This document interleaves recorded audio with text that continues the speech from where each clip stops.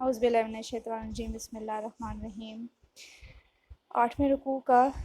ترجمہ ہم نے کر لیا تھا، اب اس کی ہم تشریح کریں گے اس کی آیت نمبر 62 سے۔ آیت نمبر 62 میں اللہ تعالیٰ ارشاد فرماتے ہیں کہ ان الذین آمنوا والذین ہادوا والنصارى والصابئین من آمن باللہ والیوم الآخر وعمل صالحا فلہم اجرہم عند ربہم ولا خوف علیہم ولا ھم یحزنون، کہ بے شک جو لوگ ایمان لائے اور جو یہودی ہوئے اور جو نصرانی اور صابئی ہوئے، جو ایمان لائے اللہ پر اور روز آخرت پر اور نیک عمل کیے، تو ان کے لیے ان کا اجر ان کے رب کے پاس ہے، وہ نہ تو ان کو کوئی خوف ہوگا اور نہ ہی وہ غمگین ہوں گے۔ یہودی اس باطل عقیدے میں مبتلا ہو چکے تھے کہ وہ ایک انبیاء کی اولاد میں سے ہیں، اور انبیاء چونکہ اللہ کے مقرب ہیں تو ہم بھی اللہ کے لاڈلے ہیں، اللہ تعالیٰ کے بہت چہیتے ہیں، اور ہمارا جو ہے وہ ایک خاص قسم کا تعلق اللہ تعالیٰ کے ساتھ پیدا ہو چکا ہے جو دوسرے انسانوں کو نہیں ملا، لہٰذا آخرت میں بھی ہمیں جو ہے وہ نجات مل جائے گی، چاہے ہمارے اعمال کس قسم کے کیوں نہ ہوں، ہمارا عقیدہ کسی قسم کا غلط کیوں نہ ہو، بگڑا ہوا کیوں نہ ہو، بہرحال ہم نجات حاصل کر لیں گے۔ اور اس کے علاوہ دوسری قومیں جتنی بھی پاک باز کیوں نہ ہوں، کتنے ہی اچھے کام کیوں نہ کرتی رہے ہوں، وہ جہنم کا ایندھن بنیں گے۔ تو اس آیت کے اندر اللہ تعالیٰ نے ان کا یہ باطل عقیدہ اس کو رد کیا ہے کہ اللہ تعالیٰ کے نزدیک تمہاری جو گروہ بندیاں ہیں اور تمہارے کسی خاص مخصوص نسل سے تعلق رکھنا یا کسی قوم کا ایک خاندان کا اعتبار ہرگز نہیں کیا جائے گا، نہ ہی تمہارے کسی آباء و اجداد کا جو ہے وہ تمہیں کوئی فائدہ ہوگا۔ اللہ تعالیٰ نے نجات کے لیے دو باتوں کو ضروری قرار دیا، ایک تو یہ کہ وہ اللہ پر آخرت پر سچے دل سے ایمان لانے والا ہو اور اس کے جو مطالبے ہوں وہ پورا کرنے والا ہو، اور اس کے علاوہ وہ نیک کام کرنے والا ہو۔ اللہ تعالیٰ کے نزدیک یہ چیز جو ہوگی وہ جب لے کر آئے گا تو وہ اللہ تعالیٰ کے ہاں اجر و ثواب پائے گا۔ اس کے علاوہ وہ چاہے کسی بھی قوم سے کسی ملت سے تعلق رکھنے والا ہو، یہ کوئی چیز جو ہے اس کے کام نہیں آ سکے گی۔ ایسے لوگوں کا اجر ہرگز اللہ تعالیٰ ضائع نہیں کریں گے، بلکہ اللہ تعالیٰ قیامت تک اس کے یہ اجر اس کو محفوظ رکھا جائے گا، اور قیامت کے دن جو کچھ انہوں نے کیا ہوگا، جو اعمال انہوں نے کیے ہوں گے، ان پر کسی بھی طرح سے ان کو پچھتاوا نہیں ہوگا، حزن و ملال نہیں ہوگا، اور نہ ہی ان کو اپنے مستقبل کے بارے میں کوئی خوف ہوگا کہ ہمارے ساتھ ناانصافی کی جائے گی۔ تو اس آیت میں اللہ تعالیٰ نے 4 گروہوں کا تذکرہ کیا۔ ایک مومنین کا تذکرہ کیا کہ مومنین جو اللہ پر اور رسول صلی اللہ علیہ وآلہ وسلم پر ایمان لانے والے ہیں، آخرت پر ایمان لانے والے ہیں، وہ گروہ۔ دوسرا گروہ یہودیوں کا گروہ ہے، موسیٰ علیہ السلام کو اپنا پیغمبر مانتے ہیں، اور تورات ان کی آسمانی کتاب ہے، قرآن مجید میں ان کو بنی اسرائیل کہا گیا ہے۔ نبی کریم صلی اللہ علیہ وسلم کی جب بعثت ہوئی تھی تو اس وقت بھی مختلف قبائل مدینہ کے اندر موجود تھے، اور انہی قبائل جو مدینہ کے ارد گرد موجود تھے، جو مدینہ کے اندر تھے، انہوں نے نبی کریم صلی اللہ علیہ وآلہ وسلم کی آخر دم تک مخالفت کی تھی، اور یہ بہت ساری اخلاقی برائیاں اور اعتقادی گمراہیوں میں مبتلا ہو چکے تھے۔ تیسرا گروہ نصارہ کا، عیسیٰ علیہ السلام کے ماننے والوں کو قرآن مجید میں نصارہ کے نام سے یاد کیا جاتا ہے۔ نصارہ نصرانی کی جمع ہے۔ ملک فلسطین میں بیت المقدس سے 70 میل دور ایک ناصرہ نام کا ایک قصبہ تھا جو عیسیٰ علیہ السلام کا آبائی وطن تھا۔ اسی نسبت سے آپ عیسیٰ علیہ السلام کا یسوع ناصری بھی کہا جاتا ہے، اور ان کے ماننے والوں کو نصارہ کہا جاتا ہے، یعنی عیسائی۔ چوتھا گروہ صابئین کا تھا۔ صابئی اس کا واحد ہے صابئی۔ صابئی اس شخص کو کہا جاتا ہے جو اپنے دین کو چھوڑ کر کوئی دوسرا مذہب اختیار کر لیتا ہے۔ یہی وجہ ہے کہ جب اسلام آیا اور جو مسلمان تھے ان کو لوگ صابئی کہا کرتے تھے، اہل عرب، کہ انہوں نے اپنے آبائی دین کو چھوڑ کر نیا دین اختیار کر لیا ہے۔ فرقہ صابیہ جو ہے آج دنیا میں موجود نہیں ہیں۔ ظہور اسلام کے وقت یہ لوگ کافی تعداد میں موجود تھے، جو شام اور عراق کی سرحد پر آباد تھے۔ یہ لوگ مذہباً جو ہیں وہ توحید پرست تھے، اس وجہ سے بعض صحابہ نے ان کو اہل کتاب میں بھی شمار کیا۔ ان کا ذبیحہ بھی حلال قرار دیا گیا ہے۔ بعد ازاں یہ لوگ جو ہیں وہ اس دین سے صابئی دین سے منحرف ہو گئے تھے، اور فرشتوں کی اور ستاروں کی پرستش میں مبتلا ہو گئے تھے۔ ان 4 گروہوں کا تذکرہ کیا جا رہا ہے کہ اگر ان گروہوں میں سے تمہارا کسی کے ساتھ تعلق ہے تو ان 4 گروہوں میں سے اللہ تعالیٰ کے نزدیک صرف وہ نجات کا مستحق قرار دیا جائے گا جو اللہ پر، یوم آخرت پر، رسولوں پر ایمان لانے والا ہوگا اور نیک عمل کرنے والا ہوگا۔ اگلی آیت نمبر 63 ہے، جس میں اللہ تعالیٰ ارشاد فرماتے ہیں وَإِذْ أَخَذْنَا مِيثَاقَكُمْ وَرَفَعْنَا فَوْقَكُمُ الطُّورَ، اور جب ہم نے ان سے پکا وعدہ لیا اور تمہارے اوپر کوہ طور کو اٹھا لیا اور کہا کہ خُذُوا مَا آتَيْنَاكُمْ بِقُوَّةٍ وَاذْكُرُوا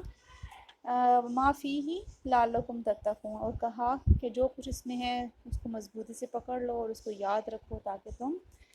پرہیزگار بن جاؤ۔ ثُمَّ تَوَلَّيْتُم مِّن بَعْدِ ذَلِكَ فَلَوْلَا فَضْلُ اللَّهِ عَلَيْكُمْ وَرَحْمَتُهُ لَكُنتُم مِّنَ الْخَاسِرِينَ،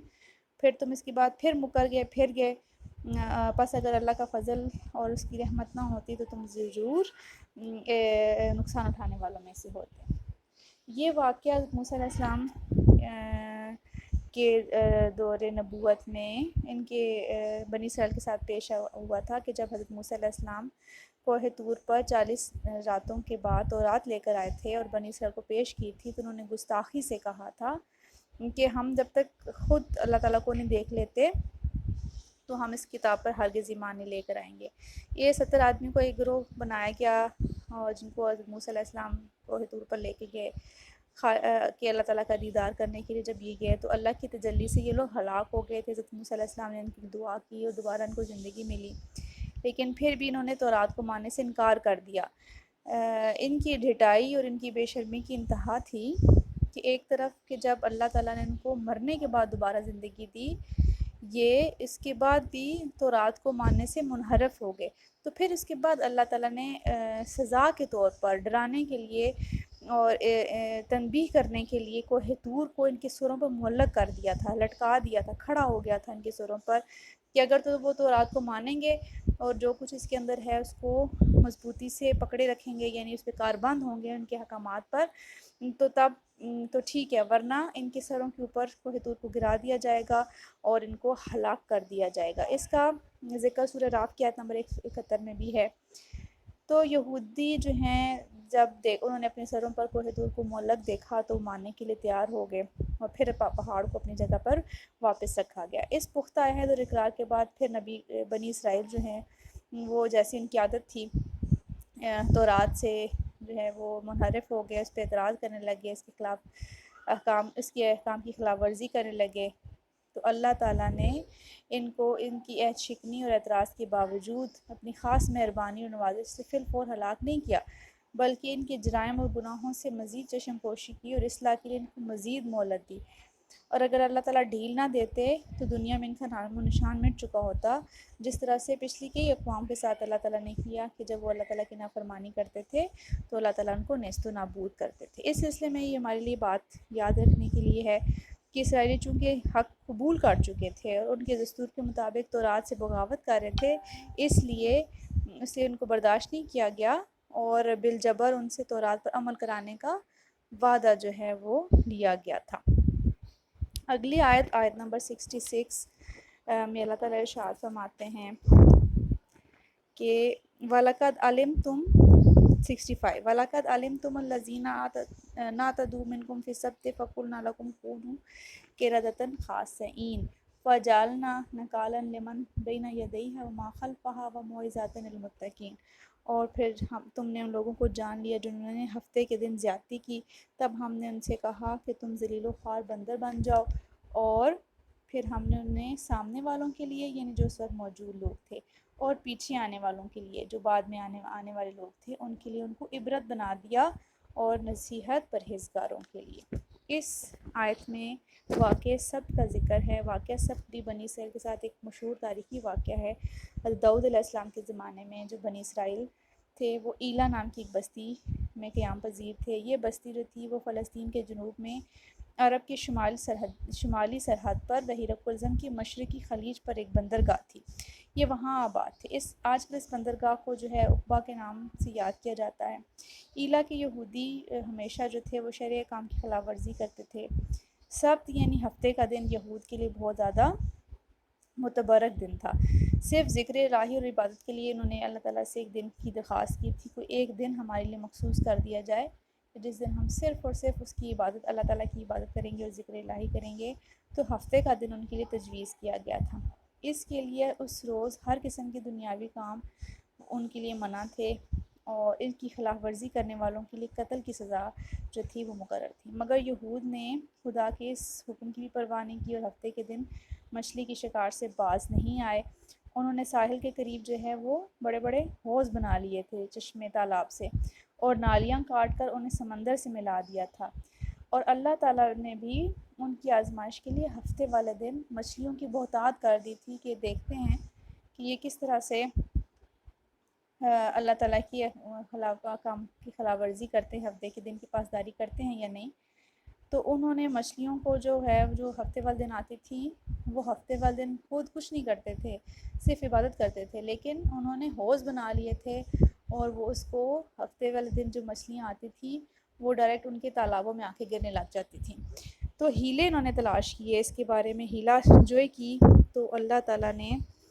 دھوکہ دہی کرنے کے لیے اور شریعت کے ساتھ مذاق کرنے کے ضمن میں ان کے اوپر قانون کو توڑنے کے ضمن میں ایک عذاب نازل ہوا، کہ اللہ تعالیٰ نے ان کی شکلیں جو ہیں وہ مسخ کر دیں اور ان کو ذلیل و خوار بندر بنا دیا۔ سارے مفسرین کی تقریباً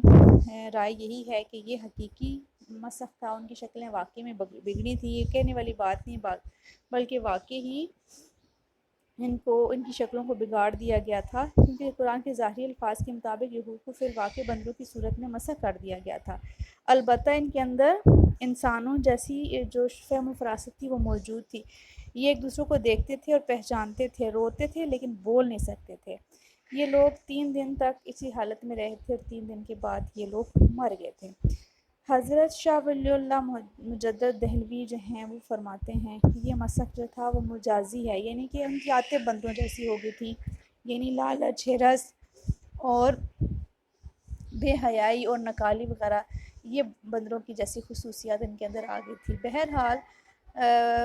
بات حقیقی ہو یا مجازی ہو، دونوں صورتوں میں انہوں نے جو ہیلا جوئی کی تھی، اللہ تعالیٰ نے اس زمن میں ان کو اس عذاب سے دوچار کیا تھا۔ پھر اللہ تعالیٰ نے یہ بھی کہا کہ ہم نے ان کو موجودہ لوگوں اور آئندہ آنے والی نسلوں کے لیے عبرت کا نشانہ بنا دیا، تاکہ لوگ اس کا تذکرہ سن کر حیران ہوں، پریشان ہوں، اور اللہ تعالیٰ کی نافرمانی کی کوشش نہ کر سکیں۔ یہ واقعہ مسلمانوں کے لیے بھی عبرت کا سامان ہونا چاہیے، تاکہ وہ دینی احکام میں تحریف بھی نہ کریں، ہیلا سازی بھی نہ کریں، اور دھوکہ دہی سے بھی اجتناب کریں۔ آیت نمبر 66 اور 67 میں اللہ تعالیٰ ارشاد فرماتے ہیں، 66 اور 67 میں، 66 اور 67 میں اللہ تعالیٰ ارشاد فرماتے ہیں، وَإِذْ قَالَ مُوسَىٰ لِقَوْمِهِ، کہ جب موسیٰ نے اپنی قوم سے کہا، ان اللہ یامرکم ان تذبحوا بقرۃ قالوا اتخذونا ہزوا۔ یہاں ان آیات میں، آیت نمبر 66 اور 67 میں بنی اسرائیل کے ساتھ ہونے والا ایک اہم واقعہ، اس واقعے کی نسبت سے اس سورت کا نام سورہ بقرہ رکھا گیا تھا، اس کا ذکر جو ہے وہ اس کا آغاز کیا جا رہا ہے۔ اس کا ابن کثیر مشہور مفسر ہیں، انہوں نے اپنی تفسیر کے اندر اس کا واقعہ جو ہے یہ اس طرح سے بیان کیا ہے کہ بنی اسرائیل کے اندر ایک مالدار شخص تھا جس کی صرف ایک ہی لڑکی تھی۔ اس کے بھتیجے نے مال اور لڑکی ہتھیانے کے لیے اسے قتل کر دیا، یعنی اپنے چچا کو قتل کر دیا، اور اس کی لاش دور لے جا کر ایک بستی کے قریب پھینک دی، اور پھر خود اس کا قصاص طلب کرنے لگا۔ چند لوگوں پر الزام بھی لگایا قتل کا، پھر انہیں حضرت موسیٰ علیہ السلام کے دربار میں پیش کیا، انہوں نے قتل سے انکار کر دیا جن لوگوں کو یہ نہیں پیش کیا گیا تھا۔ موسیٰ علیہ السلام پریشان ہوئے کہ کیا فیصلہ کیا جائے۔ ان کی دعا پر اللہ تعالیٰ نے حکم دیا کہ ایک گائے کو ذبح کرو اور اس کے گوشت کا ایک ٹکڑا مقتول کے جسم پر مارو، تو وہ جو مردہ ہوگا وہ جی اٹھے گا اور اپنے قاتل کے بارے میں خود ہی بتا دے گا۔ مصر میں صدیوں پہلے رہ کر بنی اسرائیل کو اپنی جو ہمسایہ قوموں سے گائے کی عظمت اور گو پرستی کے مرض کی وجہ سے ان کو بھی یہ عادت لت پڑ چکی تھی۔ پہلے تو ان لوگوں نے خیال کیا کہ موسیٰ علیہ السلام ہنسی مذاق کے طور پر ہمیں یہ حکم دے رہے ہیں، تبھی انہوں نے حضرت موسیٰ علیہ السلام سے کہا کہ آپ مذاق کر رہے ہیں، تو جس پر انہوں نے کہا کہ میں اللہ تعالیٰ سے پناہ مانگتا ہوں اگر میں جاہلوں میں سے ہو جاؤں، یعنی اس طرح کا مذاق کسی نبی سے جو ہے وہ توقع کیا جانا جہالت کی علامت ہوگی۔ اور گائے جو تم موسیٰ علیہ السلام نے ان کو ذبح کرنے کے لیے کہا وہ اس پر تیار نہیں ہوئے۔ اس پر انہوں نے طرح طرح کے بہانے اور سوالات کرنے شروع کر دیے کہ پوچھ کے بتاؤ کہ اس کا رنگ کیسا ہو، اس کی عمر کیسی ہو، اس کا حلیہ اور رنگ کیسا ہو، جس پر ان کو جواب ملا کہ گائے جو ہو وہ نہ تو بوڑھی ہو نہ بالکل جوان ہو، بلکہ ادھیڑ عمر کی ہو، اس کا رنگ جو ہے وہ گہرا دلکش زرد ہو اور داغ دھبوں سے پاک ہو، ہل وغیرہ بھی نہ جوتتی ہو، یعنی لاڈلی سی ہو، کوئی کام شام نہ کرتی ہو۔ جوں کا توں سوال کو ہر دفعہ کریتے رہے، سوالات پہ سوال آتے رہے، جس کی وجہ سے اللہ تعالیٰ نے ان کے احکامات کو مزید مقید کر دیا، حتیٰ کہ انہیں وہی جانور بتایا گیا تھا جو کہ انہوں نے پوجا کے لیے مخصوص کر رکھا تھا، جسے بنی اسرائیل ذبح نہیں کرنا چاہتے تھے۔ بنی اسرائیل کے ایک نیک آدمی کے پاس مطلوبہ گائے ان کو مل گئی۔ آخر کار چاروں انہوں نے گائے کو خرید کر ذبح کیا اور اس کا گوشت کا مخصوص ٹکڑا جو ہے اس کے جسم کے ساتھ لگایا، جس کے بعد وہ اللہ تعالیٰ کے حکم سے زندہ ہو گیا۔ سورہ بقرہ میں بنی اسرائیل کے جو اہم واقعات مذکور ہے، یہ واقعہ اس میں خاص اہمیت کا حامل ہے۔ اس بات کا اندازہ بھی لگایا جا سکتا ہے کہ سورت کا نام اس سے منتخب کیا گیا۔ فی الحقیقت اس ایک واقعے میں یہود کی بہت ساری خرابیوں کو نقشے میں لایا گیا ہے۔ ان کی جو انفرادی اور اجتماعی حالت تھی، یہ ایک تو نہ قتل نہ حق کرتے تھے، رشتہ داروں کے ساتھ تعلقات کو توڑتے تھے، جھوٹ کو چھپاتے تھے، بے گناہ پر الزام لگاتے تھے اور جھوٹے مقدمات بناتے تھے۔ اس واقعے سے ہمیں یہ پتہ چلتا۔ اس کے علاوہ ان کی اجتماعی حالت، احکام شریعت میں ٹال مٹول کرتے تھے، بلا وجہ غیر ضروری سوالات کرتے تھے اور اللہ تعالیٰ کے احکامات کا مذاق اڑاتے تھے، نبیوں پر بدگمانی اور گستاخانہ کلام کرتے تھے، اور ان کا جو باطن تھا وہ خباثت سے بھرا ہوا تھا، اور یہ شرک بھی کرتے تھے۔ اس واقعے کو تفصیلاً میں ایک الگ سے لیکچر میں آپ کو بتاؤں گی۔ مزید ابھی اس واقعے سے جڑی آیات جو ہیں وہ اگلے رکوع میں ہمیں سننے کو ملیں گی۔